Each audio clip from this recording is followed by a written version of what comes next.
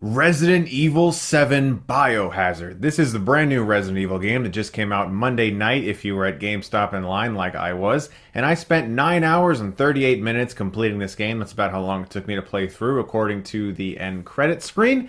And I'm here to talk about it. I don't normally review games, but if you've been watching my channel for a long time, you know that I do really enjoy video games, but I don't review them anywhere near as regularly as I do movies. For games, I prefer to review games that I actually wanted to play. I'm a fan of the Resident Evil games. I don't love all of them. Some have been up and down for me. Resident Evil 5 and 6 were, for me personally, kind of low points in regards to the series, but everything from the first to the fourth and some of the spin-offs like Resident Evil 0 I really enjoyed, and I also had a lot of fun with the two Revelations games, which I think are pretty underrated. But when I heard that this game, Resident Evil 7, was going to be going a bit back to basics while changing one specific thing, that being first person, I was pretty excited to see what they were going to do with this game, especially since the subtitle is Biohazard, which is the original title for Resident Evil in Japan. In this game, you play as a man named Ethan who lost his wife about 3 years ago. She's been missing or presumed dead, and when he gets a cryptic message suggesting that she might just be alive,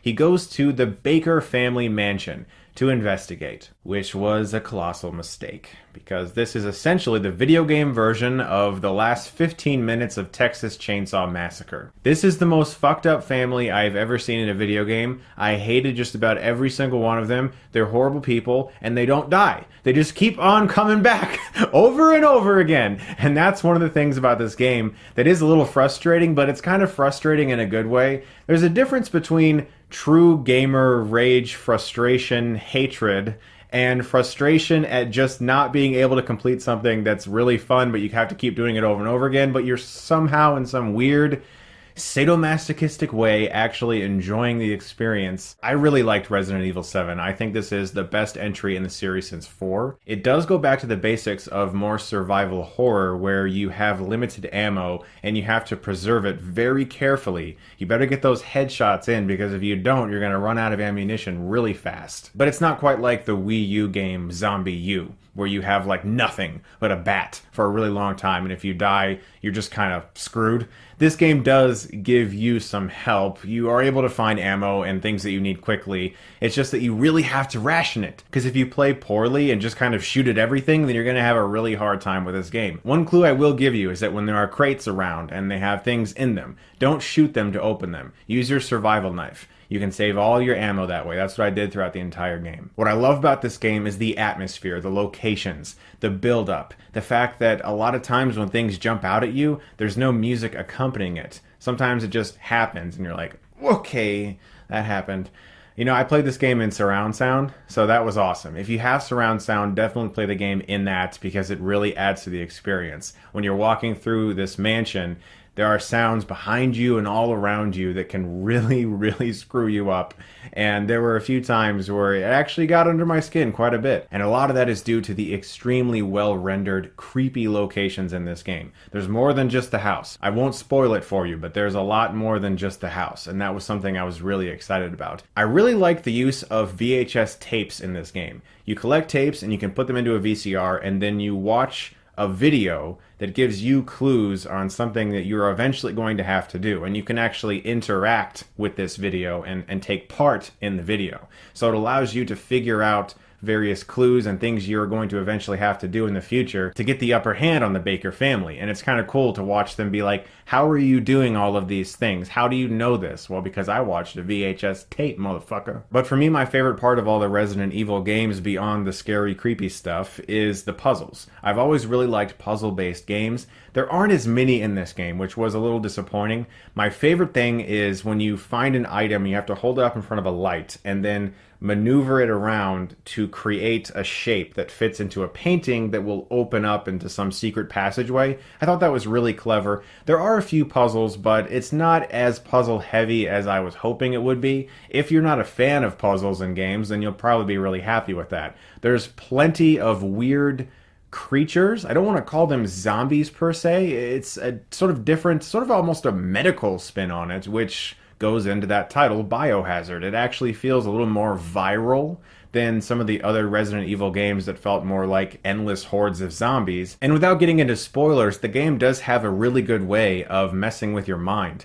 And it has a great way of calling back to the past so that you can then make the connections you need to understand the story, which, by the way, this game has a fantastic ending. I really thought it was surprising, and it took me off guard because I won't get into it, but there's a certain thing that you encounter throughout the game that sets you on edge, and it's just kind of there. And you're like, okay, I guess maybe at some point I'll have to deal with that thing. And sure enough, you do.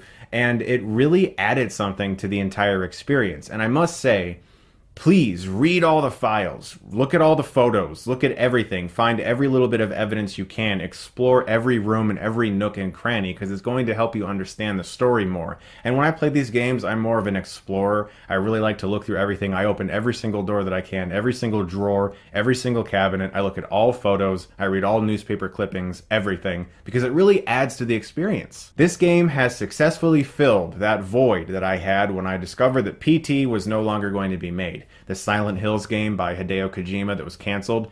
That was one of the most disappointing experiences in regards to a video game I've ever had. I was so ready for that game.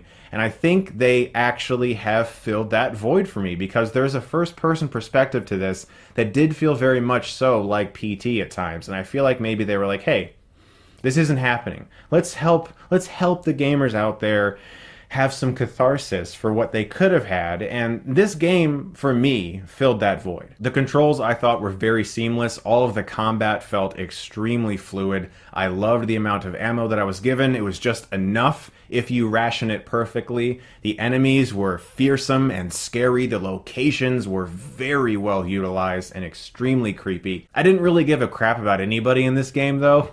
But I mean, if you ever played a Resident Evil game, you know that that's not really important. It's really about you feeling their experiences and becoming them, because you don't even really get to see much of Ethan in this game.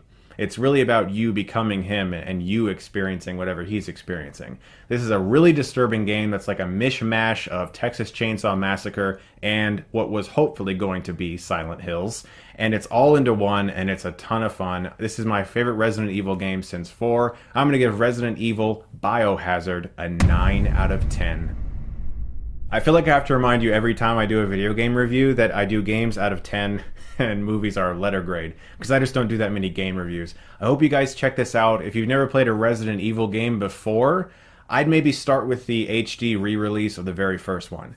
That is a banging game, tons of fun, and then eventually go on to, like, 2, 3, 4. You can skip 5 and 6, I would say. That's just me personally. Some people might really like him, but I would say just either play Revelations after that or skip right to 7. Also, I'm going to be reviewing the last Resident Evil movie this weekend, or so it's being marketed as, the final chapter, so look forward to that. Guys, you are the best. Thank you very much for watching, and if you like this, you can click right here and get Stuckmanized.